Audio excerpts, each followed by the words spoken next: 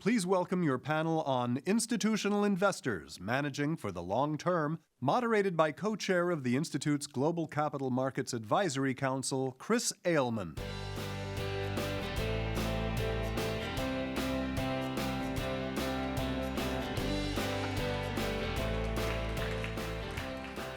Well, good afternoon, everybody. We have made it to Wednesday, and that's an honor in and of itself. So thank you for joining us. You've got trillions of dollars up here on the stage, mostly thanks to Hero, because he's 1.4 trillion of that.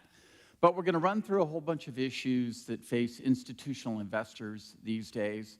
And the first thing I want you to be able to get a chance is to really get a chance to know who we are and a little bit about our funds, because really the funds that are up here are each very, very different in the way they operate, their liabilities, and even how they look at the world.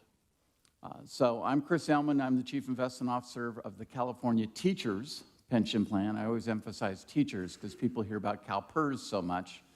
We're the other guys. But we're about $230 billion. And what we'll do is kind of go through each of the panelists and have them talk a little bit about themselves and about their fund, and particularly their liabilities, because I think that's really something you have to understand. People focus so much on our assets and where we're investing, but that's really the second part of the equation. The leading part of the equation is the liabilities. Why do we have this much money? It's because we're trying to pay down some kind of a liability into the future, and that really influences how we do our investments. So first off, I want to get the chance to introduce, on my right, is Kim Liu, the CIO of the Carnegie Corporation. So Kim, talk to us a little bit about your fund and your liabilities. Sure. So and I've said this to Hero before, I am the gnat on the back of these huge institutions, because Carnegie is a $3.5 billion foundation. In fact, it's the first private grant-making foundation, founded in 1911 by Andrew Carnegie. And so when I think about my liabilities, and I think mostly about the fact that I am required by law to give away 5% of assets each year. And so, and one thing that I like to note is that means that my liability is highly variable, unlike the other panelists up here, because I have to pay out 5% of what I have. So when my assets go down, so does my liability, because so few of my assets are fixed. The fixed costs are the cost of running the foundation, the cost of the management office, the investment office, and that's 17 cents, basically. So little is fixed. And there are differences in the way you should look at different foundations, because some foundations do multi-year grants, and so they have commitments from prior years that they have to fulfill in a current year, and so depending on the nature of their grant making, they may have higher liabilities. But essentially, that's our liabilities. This is the 5%, and it's highly variable. The other big liability that we have is a function of our asset allocations. Most of the foundations, not all, tend to follow what is commonly called the endowment model, which means we have a lot in alternatives. So essentially, about 35% of my assets are in private fund structures. So I have a lot of unfunded commitments, I would imagine, compared to others who have a smaller allocation, not the dollar amount, but the percentage. So when I think about how I'm managing my portfolio, it has a lot to do with that. So unfunded is about 20% of my portfolio size. And so that's important. So one of the questions that Chris asked me was, what is our time horizon? So we are over a 100-year foundation. Arguably, we expect to be a 200-year foundation and probably a 300-year foundation at some point. And so arguably, we have an infinite time horizon. But the reality is all of us up here have a principal agent issue in that the foundation is 100 years old, but the people who manage the money tend to have a shorter time frame, right? So my team cares about their tenure at Carnegie. My board cares about their tenure at Carnegie. I think you will find that people who have longer tenured staffs and CIOs tend to have a longer time horizon. People who have shorter tenured staffs tend to have a shorter time horizon. So, and I think that's one of the shared problems that we have, everybody on the stage. Well, and Kim, you're amazing because you're nimble, you're small, but that gives you the ability to be nimble. And your variable liabilities allow you to take a lot of volatility risk in your portfolio. So, clearly the program staff, it would not be happy if I said, I'm taking infinite volatility and I'm willing to be long-term and I'm willing to think about it that way, because they want to have the same amount of money every year to give away. But the reality is that over the long term, investing in things that maybe are arguably more volatile but higher returns gives them more money to give away all the time. And so I spent a fair amount of time trying to convince them that that is a better way of thinking about it. Thank you. Next to me is our sister fund, I would say. We're California, Jerry is Texas. That's right. Texas Teachers. So tell us a little bit about your fund and your liabilities. Sure. So Texas Teachers is located in Austin, Texas. We have $155 billion in assets at the moment. We care for the future retirement of about 1.6 million Texans, and of course their families are interested in their retirement as well. Our fund is a defined benefit plan, so we have these liabilities that you were just mentioning, as well as Chris. And it was interesting, you said we're all doing the same sort of thing, but we all have this different background to fall back on, or different ways we manage our plans. Here at Texas Teachers, we're governed by a board that really sets policy for the IMD, for the investment division. But our legislature actually sets contribution rates, benefits, things like that. So very, You're managing just part of the balance sheet. yeah, exactly. Yeah. Yep. So we do what we can on the investment side, but we have no control, and my board has no control over what they do on the legislative side. Now, fortunately, in Texas, our legislature's been very kind to teachers, and it has been very kind to the teacher retirement system. And so, we haven't had a problem, but we don't control that side of the balance sheet. So that is something that's interestingly different as well. And we recently went through a process in our board of lowering our actuarial rate from 8%, which we were a little bit on the high side of our peers, down to 7.25% to get more in line. And then that, increases our unfunded liability, our funding period simultaneously, but then we have no control over fixing that. The legislature is in session now in Texas, and we anticipate, this is the first time they've had an opportunity to react to what our board did by reducing it to 7.25%. We fully anticipate that they'll, continue to support the teacher retirement system and what it raise needs. Contribution rates over time. Yes. Gotcha. Yeah. So there's bills on both sides of the house that we anticipate will come out. They're not too dissimilar. So we have a great optimism about the support that we'll get from the legislature. So I think this is a little bit way of a different management of a large pension fund.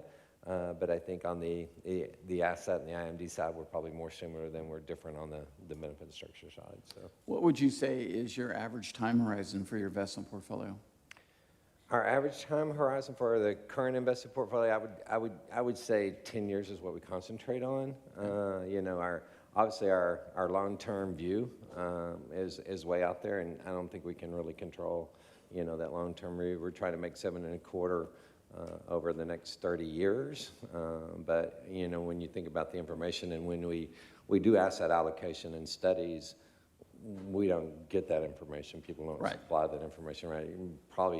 We get some 20 years, but we mostly end up with a 10-year estimate of what the return should look like. But like you said, Kim wants to be around for 300 years. Mm-hmm. You hope to be in perpetuity. But for sure. As long as they're public school teachers in Texas. That's correct. That's correct. So we'll jump over to my good friend who has just a small portfolio, 1.4 trillion right now? We have 1.6. 1.6, pardon me. So you've now gone up by the size of my fund. Yeah. So talk to us a little bit about GPIF, its liabilities, and where you're taking it. Sure.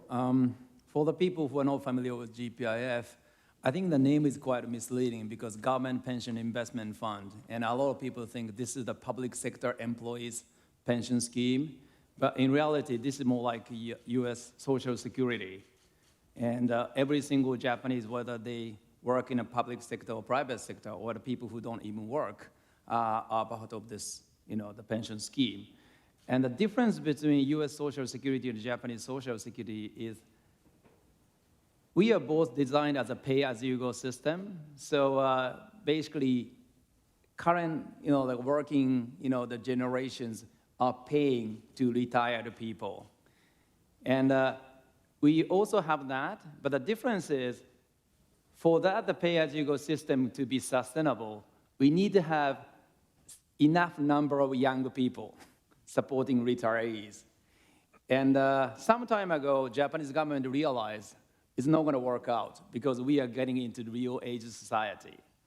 And the plan they came up with was, in my opinion, quite bold and audacious, which is try to create the fund to fill the gap while Japan is going through the transition. So GPIOF is designed to fill the gap when we are going through some period of time when we have too much old, retired people and too much burden on the young people. So we are designed to pay out over the next 100 years to fill the gap. So that's the difference. So we are the part of Japanese government 100-year sustainable public pension fund scheme, which I think is a quite bold statement to make. And talking about liability, we now have about probably $1.6 trillion AUM. And for the next 20 year plus, we don't expect to pay out. We are getting more money into our system. So I think only contributions, no liability, no outflow. Well, we don't have an immediate liability. Okay. Every now and then we may have mismatch and we may pay out, but for the next 20 years, we expect to get more money coming in rather than going out. So people think it's a luxury, managing a $1.6 trillion without the concern of any the near-term liability. But the size comes with challenges. Oh, yeah. And as you may know, that the last fourth quarter 2018, we had to report a loss of $150 billion. So we lost as much as major U.S. pension funds over 3 months.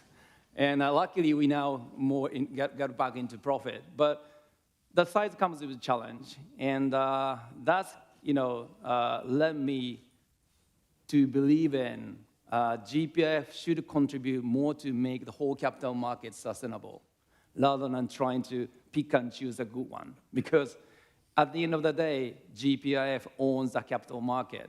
So that's exactly where I came up with the idea of universal ownership. Mm-hmm. We own the universe, and then we own the capital market. And then we won't be able to beat ourselves, because the notion of beating the market or beating the benchmark is basically beating myself. Mm-hmm. Right? So you are the market. We are the market. And then, so that's how we manage. And we are trying to work well with all these panelists because as a group, we own the capital market, so we need to work together to make it better place and a safer place to keep the retirees' money invested. Thanks, Hiro. So we've gone all the way up to a Social Security fund, basically. Now we're back to public funds. So Amy, the CIO, Amy McGarity is the CIO of Colorado PARA, the public employees. So talk to us a little bit about your fund and your liabilities. Sure, thanks, Chris. Wow, it's amazing to hear what your challenges are at GPIF. At Colorado PARA, we manage approximately $49 billion on behalf of roughly 600,000 plus members. These members are school teachers, state troopers, judges, other state employees throughout the state of Colorado. We're a very mature plan, so in contrast to Hiro's GPIF, we have significant cash requirements, wherein we're paying benefit payments to our beneficiaries and members every month. So that's a pretty significant component to our liability stream and our thought process as we consider our asset allocation. Our plan is 60% funded, so we are amongst the underfunded plans, unfortunately. The board, the Colorado PARA board, has championed some legislation last year that will close that to a 30-year amortization period to fully pay off the liability. So we are on our way towards a path to sustainability. But broadly speaking, that's Colorado PARA. Thank you very much. Sure. 30-year period, 100-year period. Mm-hmm. What would you say your liability when you look out? over 100 years? Well, we don't use a liability to come up with our investment horizon because there's no matching requirement. So we use the 25 years as to when we build our portfolio as our investment period. But can I add one thing? Because 200 years is just a little too hard to forecast. Too short. Okay. Too short. Just add one thing. The people think like Japan has enough reserve, but what is so fascinating I think probably for you to know is, last year, Japanese public pension scheme paid out more than $500 billion. How much? $500 billion. 500 last billion. year. We are still at the entrance of aging society. Wow. So GPIF looks like a gigantic reserve fund, but we are just enough to pay 3 years liability. Right? So that's the other sort of impact of aging society. So I'm in a luxurious position. Don't need to worry about the short-term liability like you guys. But if you look at the long term, serving aged society is a huge challenge. From an unfunded liability standpoint, very much so. Chris, Amy. can I just add one more thing I forgot to mention? And I think it's kind of an important component. I think a lot of Americans, and you talked about Social Security in Japan, a lot of people have access to the Social Security system. Colorado Para members, this is a replacement for Social Security for them. So arguably, it's very important for us to ensure their retirement sustainability. So it's an extra layer of cognizance, I guess, on our part. So it's just an interesting nuance that I think is important to point out. Yeah, I know the teachers in California are not covered by Social Security, so we're their only safety net. Wow. Same in Texas? Texas teachers, most of them do not pay Social Security and not rely upon Social Security. It's really the only safety net. So, Jing Dong from the World Bank, not a lot of people know about your fund and what the structure is, so please enlighten us. Thank you, Chris. Delighted to be here. Look, this year's theme is Drive and Share Prosperity. That's exactly dovetail with our mission, which is eradicating poverty and building shared prosperity, which means that you want to lift people out of poverty, remote from falling back, right? So what I would say is that, first of all, the World Bank Group evolved from a single legal entity called the IBRD, which is part of the Marshall Plan after Second World War. And here we'll talk about the power of capital market. And because I'm new as a World Bank treasurer, I just wanted to say that I was very humbled. Of course, numbers don't compare with your funds. But we are owned by 189 shareholders who are governments. And they have given us $16.5 billion as seed capital for a bank. But leveraging that, the World Bank has a AAA credit. We have issued $880 billion bonds, right? Wow. So if I go to you, Chris, I say, well, in addition to investing in U.S. private equity and U.S. Treasury, why don't you join me in investing in an infrastructure project in Malawi? You would say, go away. But otherwise, you buy the AAA bonds from the World Bank. So what we have done is that we risk transformed global savings into development finance. So that's my day job as the World Bank treasurer.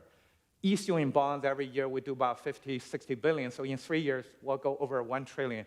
So I'm going to try to catch up with Hiro in big numbers. But I also oversee the World Bank pension, which has about $27 billion, in addition to about $170 billion liquidity I manage for the sponsor. So I think our objective is very similar, but the mission is very noble. We are serving the people who serve the world. I want our world bankers to not worry about their retirement so they can really focus on doing their mission. What is my biggest worry on the liability side? It's really the disappearance of the term structure of interest rate. I think that long-term is making the liability unsustainable. It's sort of the unintended consequence of the quantitative easing, whatever it is. Fortunately for us, like all of you, we probably have, over time, increased asset allocation to private equity, to more risky assets. So the overall performance is fine. But longer term, I hope we can certainly come back to a much more sensible thing. One word about sustainability.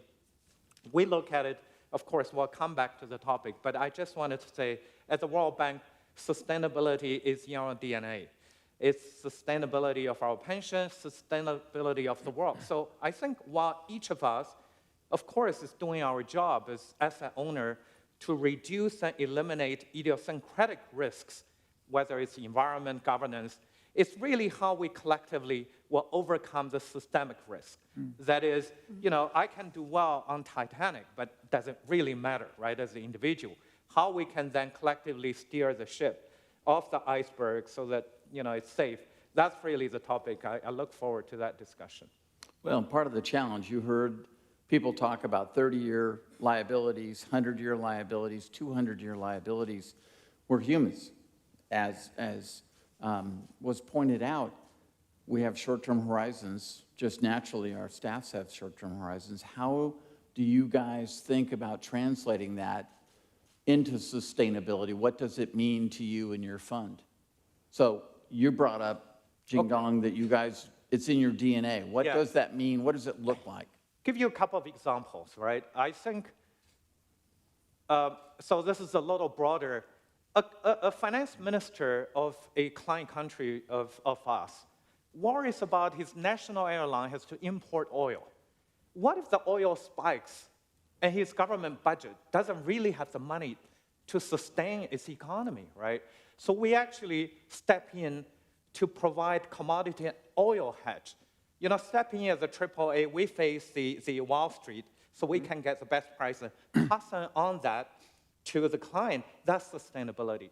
Another thing is that the whole ESG trend started with E, right? Climate.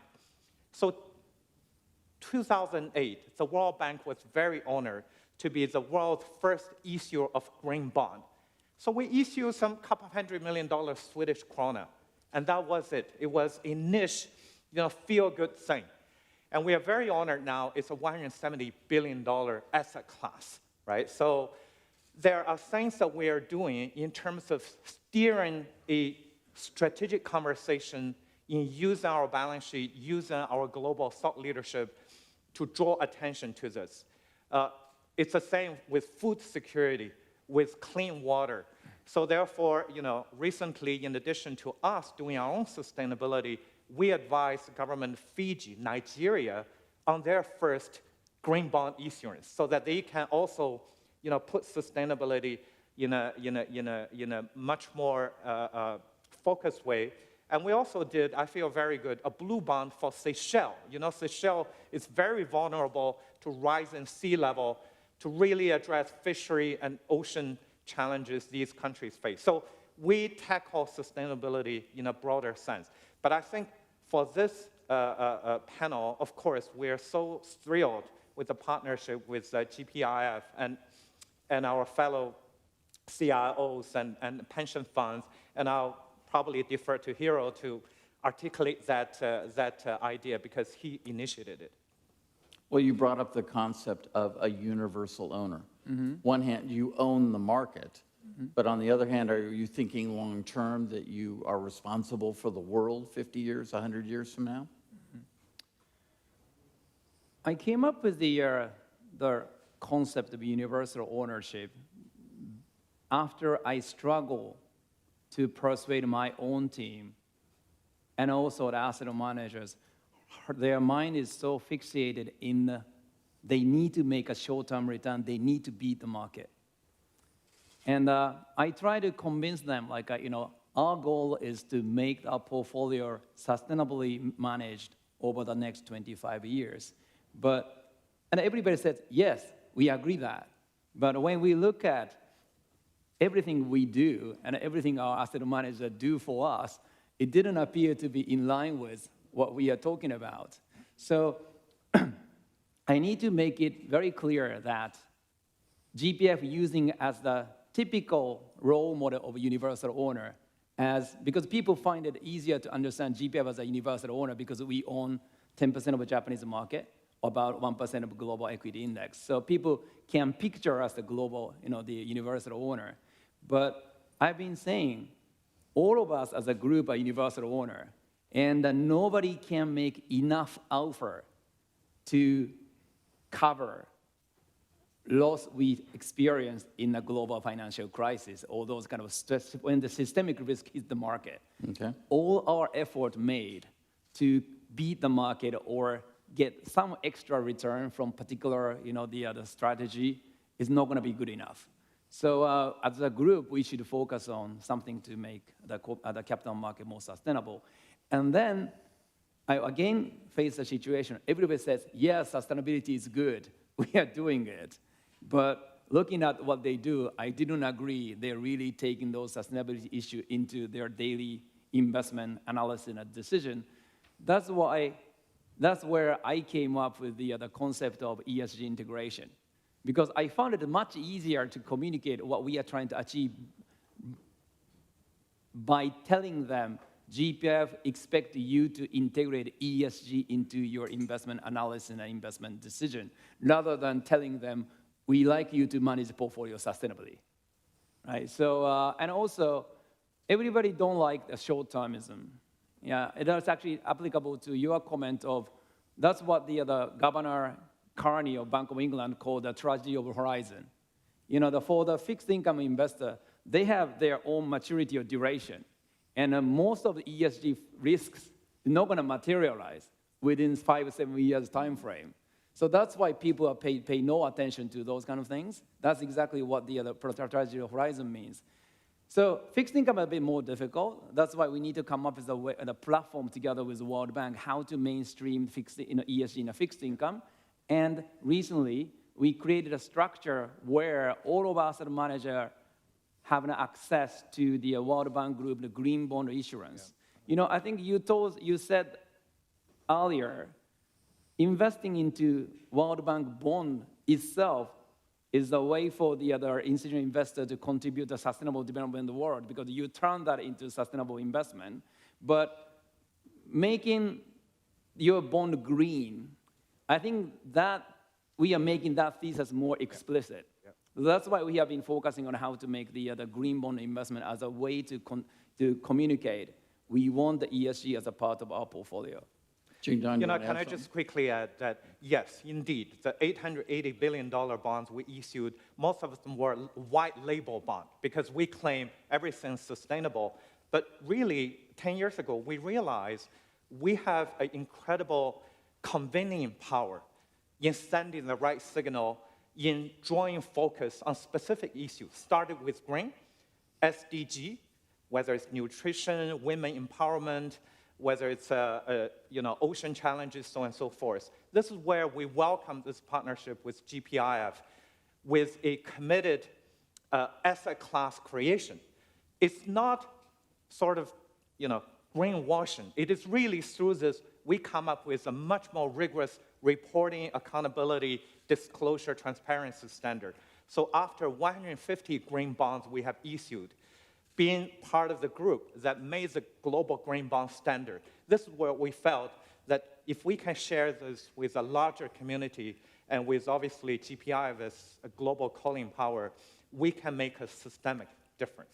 Okay, that's a big challenge. I want to come back to this side of the panel to Kim. The concept of being a long-term investor, a universal investor, but how does that jive with you being able to be nimble? So, we think about how we construct portfolios slightly differently because we have historically made far more money in manager selection than we've made in asset allocation because our asset allocation changes very little over time. We've made a decision based on, we look at 25-year returns of different asset classes. This is the asset allocation that makes the most sense. And so we stay pretty close to that allocation over time, and so the return is generated through manager selection. And unlike, the way Hiro is thinking about it is, I am the market. I have sort of power in the market. So if I can get the market to be better, I can make different decisions. And I think I can't change the market at all. I have no power to change the market. I have the power to decide what managers I think are doing the right thing. And quite honestly, the managers who do think about ESG and who do think about the impact that these things have over the long term should be more sustainable. And because we have small staffs, we want to build long-term relationships, so we're more likely to partner with someone who thinks about these things. Because the volatility of having a manager who doesn't think about these things and us having to get in and out of them, the reputation risk of an organization like Carnegie, who cares a lot about that, is huge.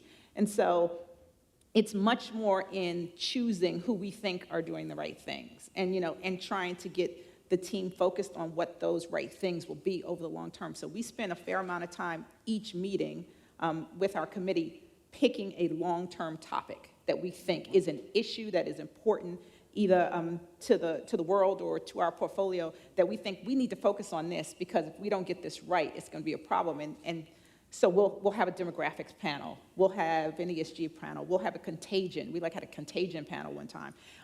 And we spend the first hour of every meeting saying, let's focus on this long-term issue. How we invest in it in the short term, sometimes it's not clear, because we know that there'll be lots of ebbs and flows along the way. And so it's picking the managers who are thinking about them too. So we can't control the market the way Hero can. Can I say something? Of course. I know you cannot control the market. I don't think I can control the market either. And I had this discussion with a lot of different sides of the asset owners. And every time I tell them is, if a smaller investor don't think they can make a difference, we cannot let the young people to recycle PET bottle, because each recycle doesn't make any difference. But if everybody does the same thing, it will create a difference. So that's why I think the people has a different approach. I think your approach is right. But if the people share that our portfolio is subject to the other long-term crisis or long-term risk, then we'll make a difference.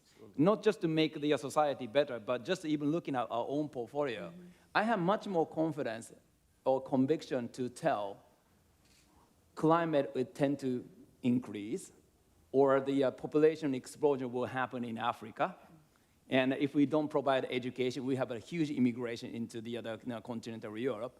Then my predicting 10 years, the interest rate in 10 years' time. Right? So I always find it very interesting, because we pay too much attention to analyzing, which we probably not going to know anyway. But these kind of the social factors, or like a geometric factor, which we can have much more confidence in predicting. But our industry, kind of failing or refusing to bring that into the analysis, which I found is very, very interesting. Well, you just had three television stations sitting out in the lobby trying to generate broadcasts on a daily basis that are looking at just where the market was in the last 20 minutes. Mm. It's not very profitable for them to talk about the next 20 or 30 years, but that's what we have to focus on, which is a channel. So I'm curious to Jerry and to Amy, when you guys look at your portfolio, one, do you feel responsible in how you invest for what the world's going to look like 30 years from now? And then I'll piggyback on Kim's comment about manager selection. I know that's a huge challenge for us. So first, how do you think about, do you really feel you're responsible for the world 30 years from now? For the world, yeah, I think we're all responsible for the end result at some point in time, and you have to take that into effect. I think in Texas, at Texas Teachers specifically, I won't talk about the other funds, but I think we approach it from trying to punch at our weight level, which this is a new initiative by Hero to let's all pull together and punch even harder. We've in the past tried to punch where we feel we're most effective. Our fundamental portfolios is fairly small, not a big active part of what we do. We have quant, we have passive, and you manage that public portfolio. You don't have all your assets in that area, so you don't punch very hard there. As Texas Teachers, where we have a large private portfolio at $155 billion, 35% of that is quite a large portfolio. So we try to hit where we think we can be most effective. At Texas Teachers, we kind of approach it all, I think, we all get to the same result at the end. Maybe you screen for ESG factors. Maybe we screen for economic factors, and in the end, look at the ESG, where you may start at ESG and then look at the economics. We're going to start at economics and look at the ESG. But in the end, we all come out to the same result, probably similar results in the end. And at my particular fund, we call it "Where are the sand mines?" Like in the end, like what is going to be, what the world cares about in the end, and what will produce headline risk, and what will produce what we term as impress our members. We have 1.5 million teachers teaching our students. We're a reflection. We feel like we're a reflection of those values. How do we get those values into the portfolio? And so we try to be very conscious about environmental impacts and things like that, social impacts and governments, where we can actually punch it our way and ask for specific items. And, you know, we're not, you know, intimidated by, you know, going out and meeting with our private markets managers and saying, you know, tell me what you're doing in these areas. You know, it's important to us. We want to understand what's going on. And they have, you know, responses, and we either feel like they're good or not, and we'll have that discussion there, because we have these very long, you know, deep relationships with these managers that we're, you know, obviously trying to get to, you know, 100 and 200 years down the road, maintain some value. So I think we try to interact with our partners for the goodness of the world, and I think that just gets back to the 1.5 million members and their values. We try to keep that in mind as we invest. So It's tough to measure the values of 1.5. It is, but you know, we all went to school. We all got educated by public education. That is true. You know, you should be able to. You know your teachers. You should know your teachers. Yeah, Gotcha. my wife's one, my mother was one, and my daughter's one. So There you go. You know them. So, Amy, when you guys think, when you talk in Colorado, do you look at being universal owners and thinking long-term? Well, I would say we definitely think long-term. I mean, we think of ourselves as perpetual investments. We're an open plan. School teachers, they're not going anywhere. So we definitely have a long-term horizon. I would say, though, that at Para, you know, I try to separate my personal views from my fiduciary duties to our members. And in that sense, I believe, you know, you have to really consider opportunity costs in the short and medium term as well.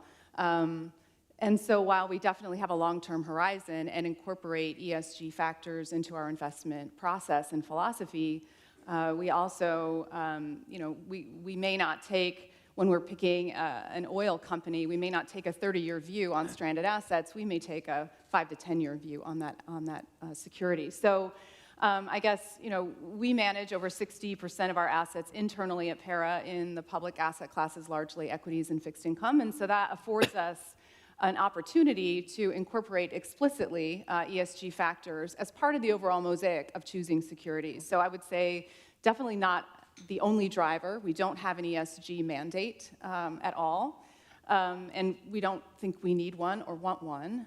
We prefer to have the widest possible opportunity set from which to choose investments. But again, I do want to emphasize it is a long-term time horizon, but also knowing that we have an opportunity cost of potentially missing out on some hot-button investments. But this is definitely, I think, an increasing area of concern and interest by our stakeholders in Colorado in particular, you can imagine. So we have really begun a concerted effort to increase transparency and reporting on our efforts, our engagement, corporate governance, all aspects of stewardship and sustainability, and try to get feedback from our stakeholders on what they want to see as far as at least transparency and reporting in what we're doing. So we recognize it's an increasing area of focus. We're all hearing from stakeholders more and Yes, more we often, are. I think, without question, due to social media. That brings me back to the question about the board. And Jerry, I'll pick on you. Sure. How do you get your board? Hiro mentioned you lost $200 billion, 300, 150. Yeah, don't sorry. exaggerate. No, you made it back. 150 billion. Market hit a That's what's record gonna get high, I you. think, just this week, so you're fine. You made it back. How do you get a board, if you're reporting quarterly numbers, how do you get a board to think long-term? How do you get the staff to think long-term? That's a good question. Sure, you know, so two very different questions as well, you know. So I think our board, appointed by the governor, we have 5 investment professionals and 4 constituent membership. So I think it's easy, you know, it's education on our part, you know, with the non-investment members. I think the investment members grasp it immediately. You know, we're a long-term fund, you got to have long-term horizons. We get that. So we don't really have an issue about them not understanding long-term on the board, and our stakeholder constituent board members are easily educated as well. They're educators anyway. So we spend time just educating them about what that's about, and they're very effective. We don't have a particular problem getting them to think about the long term. Maybe though the other side of that is the people that actually are controlling the contributions, and True. You have to convince them as well To think long term. to think about. Well, the let me long term. put you on the spot then. Sure. Do you do quarterly reporting? Does your board take much time paying attention to the 91-day returns? No. Okay. No, we do quarterly reporting, but we don't pay particular attention to a quarterly return. They get a quarterly return, but quite honestly, I don't think anyone's ever asked me about a quarterly return. They're interested typically in the 3, 5, 10-year numbers that come out. That's what they're concentrating on. They know that's what we do. We're a long-term fund. We're large, we're long-term, we're unlevered. Our strengths play to that. They understand what our strengths are and are very supportive of that. So there's never an instance. I don't think if you went to our board meeting, I don't think you would hear anybody talk about what your quarterly results were. Now we may reflect it in, what your 1-year result was. Well, December was bad. Hero lost all of Texas teachers in 1 quarter, but made it back the next quarter. I mean, that's very. It's almost meaningless. Like, what do you do with that information? If you're a board member, you can't do anything with that You didn't sell, so yeah, it's just a book number. Yeah, I can't even do anything with that information at $155 billion, So I think having them focus on the long term is not a particular problem for us. That's excellent. Yeah. But Kim, you must have pressure. The foundation side is probably going, how much money are we going to get next year? How much money are we going to have? It's really interesting because it's absolutely about board education and board disciplining on some level. I never provide a quarterly number to my board. Okay. I provide a rolling 1-year number. That's the shortest time frame I will provide to them. We never discuss performance at board meetings. So like I said, we spend an hour talking about something long-term. We spend an hour talking about portfolio stuff and things that are important. Performance is included in the packet. If someone asks me, I say, well, we're long-term investors. What happens in the short term is not important. You've told us that's what you want us to do, so I'm sure that's not important, right? And it's just really about saying, I don't know why you're asking me that. It's like a Jedi thing. Long-term is not important to you. You're not really asking that, are you? Because that's not relevant to what we do. And, I talk a lot about we're benchmark agnostic, so what happens in the short term is not relevant to what we do. Let's look at the 10-year numbers. And when I present at the board meeting, I only present the 10-year number. I don't present anything shorter than that. And it's a rolling 10-year number. And so if they don't get it, they can't ask about it. And you ask about, staff's long-term views. It's hard to line up an incentive plan for staff's long-term view, right? Like our staff has a performance pay plan that is only 30% of that performance pay plan is surrounded in their 1-year return, and the rest of it is in a 3-year return, which is likely too short, for a long-term fund to function. So, maybe we'll think about that for a long-term. So it is, you need a staff that understands, the longer term, and you need to incentivize them on the long-term total return for the trust. So that's probably the most of those two options of board concentrating on long-term versus staff concentrating on long-term. I think probably the staff one is the most critical issue. They understand it, but when you incentivize them to do something different, right, you're going to get results. Well, we're human beings. We Yeah, think in you're gonna get short-term results. periods. It's hard for us to think in 30-year periods. Yeah. When you have, Jingdong, you have 189, countries that are on your board. How do you get them to think long-term?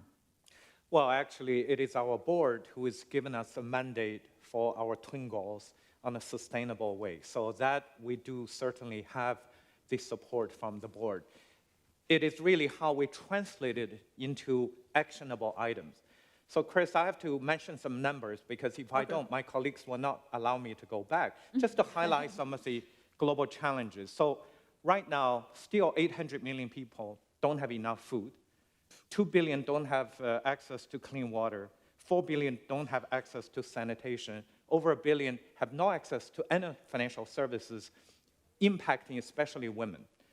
So by 2030, where we're supposed to achieve the Sustainable Development Goals, we're looking at another 1 billion more people on the planet, another 1 billion people in cities. But meanwhile, what's happening is that how do we ensure the increased food demand, the increased water demand, the increased electricity demand will be done in a sustainable way? Just take water, for example. So in these 12 years, total demand for water is going to outstrip supply by 40%. But already 1 in 4 of the world's 500 largest cities are in a situation of water stress. Yeah? So last thing I wanted to mention, which is very simple, air is a natural asset most of us take for granted. But our air quality is deteriorating. Globally, air pollution is the 4th leading cause of death and cost of 4.4% of global GDP, right? It is an interconnected world. 25 years ago, I lived in Africa. It was just before the dawn of internet age, where the knowledge of what's going on in outside world was not what it is today, because everybody in Africa has a phone, smartphone, they know what's going on. Aspiration is much higher. If somehow that cannot be provided locally, they're going to migrate. So this is a global issue, this sustainability. So I think this is where I would call out, as Hero has already done, that sustainability affects all of us. Now, as an asset owner in our pension fund, we're certainly systemically incorporating ESG in everything, from public company proxy voting, where we make sure that these issues are addressed, to GPs, where we are going to heighten our due diligence on what they do on ESG. But also, we are stepping up our own reporting in what we call integrated reporting, in making sure in our daily conduct, whether it's air travel, what is our carbon offset, what are the things that we can do in leading sustainability. I think we need everybody to be on board. Totally agreed. But it's difficult getting us all on board. It is translating. Look, it's a process, right? Let me go back to this cautiously optimistic view. 11 years ago, 2008, when we issued the first bond in green, right? We only have 1 or 2 investors in Nordic countries who were passionate. You try to sell them to a broader institutional investor base, they were not interested, right? But now, we actually have central banks who buy our green bond, and they ask for a certificate so they can put it on the wall saying, we are contributing to sustainability. So I think in the broader ESG, this will happen, and probably happen faster, but it needs a concerted effort, and I think I really applaud what GPIOF is doing, and our colleagues, especially from California, in leading, in us coming together in saying how we can accelerate incorporating ESG in everything we do. So we have a few minutes left. I want to talk about boards again. So how do you get your people? You only cover every single person in Japan. Yeah, that's How do you get them to think long term? Board is a less headache to me than the general media coverage on what we are doing. And even from day one of my CIO role, I have been advocating GPIOF should stop quarterly reporting because it doesn't go well with our long-term, the proposition. But, every time I make that statement, I got the media bashing saying the GPIOF CIO was trying to go backwards on the transparency. And I always put a lack of notice where they are always advocating long-term investment, but they report market-to-market the pricing on a daily basis, right? So we are always told, you should go in the direction of knowledge because knowledge is more transparent. But my argument is transparent for whose benefit. If somebody really keep an eye on our quarterly reporting, they would understand that quarterly reporting doesn't mean much for our long-term sustainability. But the problem is, we used to hold the press conference for the quarterly result. And when we reported the other huge profit, some loss, we attracted 20 TV cameras in the press room. When we reported significant profit, only 2 came. So the people who are actually following how the GPIOF is performing on the TV or public media only. They only exposed to our performance when we report negative, right? So Negative news sells. negative news sells. So I think I've been advocating we should stop quarterly press conference. It took me really 4 years to convince everybody. We just stopped the quarterly press conference, but we still report on a quarterly basis. And once I suggested at the GC Mac, why don't we, as an owner, make a joint statement? We don't want the quarterly reporting. Because there's also the argument whether the corporate executives should be chased after the quarterly the earning guidance, which I don't think it's actually benefiting anybody. Yep. But the problem is people just cannot stop it because they have like a transparency, accountability, those kind of things. So they just got into the way. But I think if any of us is advocating long-term investment, we should say something about those the short-term pressure on the corporate executives. And also GPIOF itself is the victim of the short-termism of the media or like a general public. So that's something we need to break the chain, otherwise we continue to suffer. No, absolutely. And, can I say one quick comment to the No, Jin Dong's not at point? all. I'm going to shut your mic off. Well, Go ahead. I can't control you. well, I don't want to take too much credit for our purchase or our manager's purchase of their green bond issuance, but only the change we made was, a lot of people want to buy green bond either to make them look good or just to tick some boxes, or some manager wanted to buy more and more green bond. What we did was we actually let our passive managers to buy World Bank green bond. That's the difference. So it's not for their CSR. That's not for them to look good. CSR, explain the CSR, terms. yeah. Well, the corporate social responsibility. Right. So we managed to create the sort of framework where the passive manager feel like buying the green bond.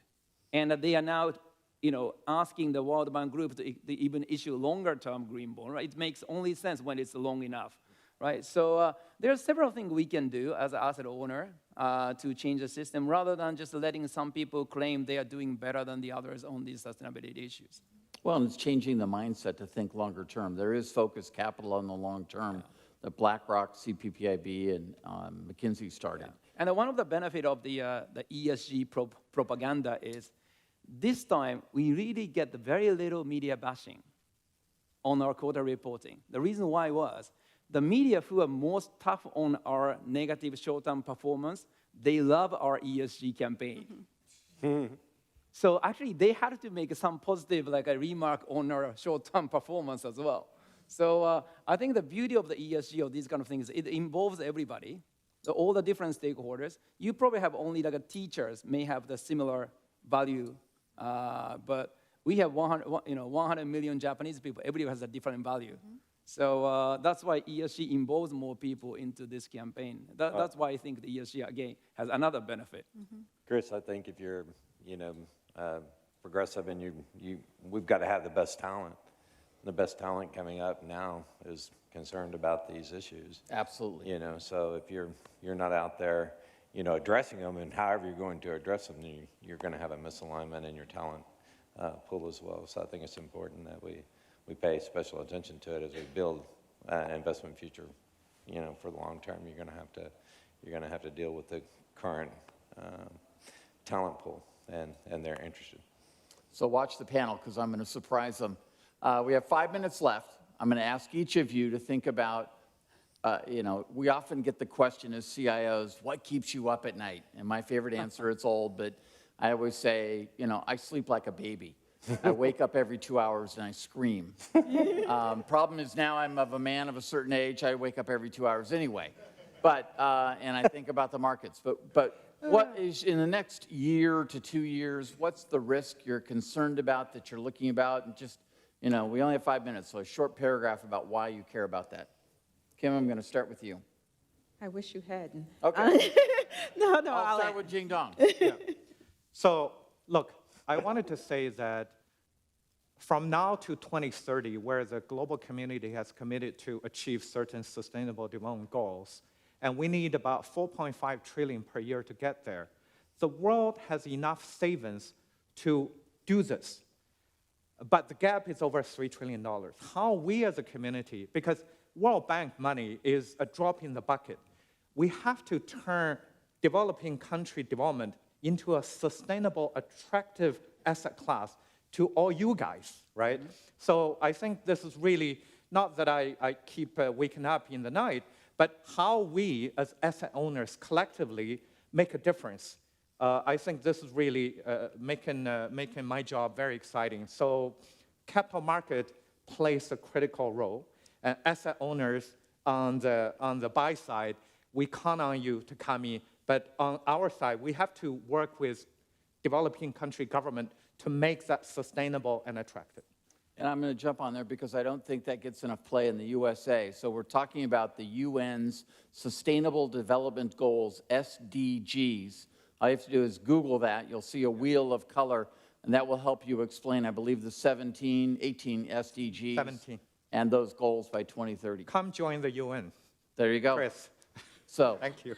Amy, Well, what's on your mind? You know, I'm up most of the night, so there's an awful lot of worries that I have, frankly. But I think, broadly speaking, one of the things that I'm really focused on is not only staff retention, but staff motivation and inspiration, and trying to get everyone to just step up their game to deliver a better product for our members. We have a value proposition as an investment manager. We manage over 60% of our assets internally, and we need to be as good or better than the private sector investment managers. And so that, you know, attracting and retaining really quality staff is something that is a challenge. We live in Colorado, so that is a real benefit for us, but that's something that I really am focused on. Well, I'm going to say amen to that because I know I often say the most important asset at CalSTRS isn't the $230 billion. It's actually the 170 investment officers that come and go every day. So I agree 100%. Who's ready for next? I can tell you Jerry. what I guess I worry about probably in a very broad sense is the structure of the markets as we, see all of this massive amounts of dry powder sitting around, and you see the Dry powder being the capital we've all committed in private equity that's not been put to work. That's not been put to work, and actually, the appetite of investors around the world to even make that pile bigger. Yep. That is affecting, the public market side by pulling those companies back into the private sector. I think this is something that we all have to be aware of in a big context, because once you get that sort of movement away from public entities and reporting and transparency into the private space, you lose even your ESG perspectives on how you understand how they're functioning. You don't get the information that you need. So in a very broad sense, I would say it's that dry powder and the market change that's occurring because of that chasing that dry powder. Kim, you ready? Well, I don't spend a lot of time worrying about the big macro issues because I can't control that. And so it doesn't make sense for me to spend time worrying about it. Because I invest a lot more on the micro, I spend a lot of time thinking and worrying about whether there are changes that are happening both in the markets and in the world that are altering the value proposition that we have. We all rely on to make investments, right? Because I always say that I am trying to find undervalued assets, but I make some assumptions about what is value. And I think that there are things happening in the market, both in the structure, things like unfunded commitments, things about the blurring of lines between public and private markets, all those types of things that are changing the dynamics of the market. And I worry about that because I could be making bad decisions because I'm relying on something that's not true. Hero, you got 45 seconds. Well, what really annoys me is something when what we do as a sort of our routine, and it's not really solving the problem. Like recently, I've been challenging my own team and our consultant that how to justify like stock lending. The passive manager, their responsibility is just to track the index, but they lend our stock to some people who we don't know, and they are short selling on our own holding, and those kind of things. And there's how much people are making money in the between. Those systems, people we do that without questioning, but there's something wrong with it. I don't know, maybe not, but those kind of things, every month I kind of discover some new mystery. I'm very surprised that this industry hires the cream of all the top universities over the last 20 years and still haven't been able to solve those problems. But I'm trying to see the other, there's something we can do. And the other one is, I've been through 3 bubble crashes through my professional and investment career. And in hindsight, I always think there's 2 things happened to sort of as a sign of the real crash. One is one particular asset classes, everybody knows they're causing trouble. The other one is they always come up with the argument of new normal. So now people started talking about MMT. That's concerning to me. Is it another argument for the new normal? Maybe, but I don't want to see the 4th bubble crash in my career. Amen to that. And I would say the thing that worries us all the time is that it's suddenly different this time, when in fact it often repeats. So I'm going to close up with a couple of things I picked up. I love Kim's idea of I'm going to put on a robe and turn to the board and say, these are not your droids. Think long term, and see if that works with the Jedi focus. Yeah. Hiro is constantly finding surprises. Let's hope that stops. And we have 10 years to solve 18 global massive problems. So there's a challenge ahead of us. Please put your hands together and thank the wonderful panel. I appreciate your time. Thank you.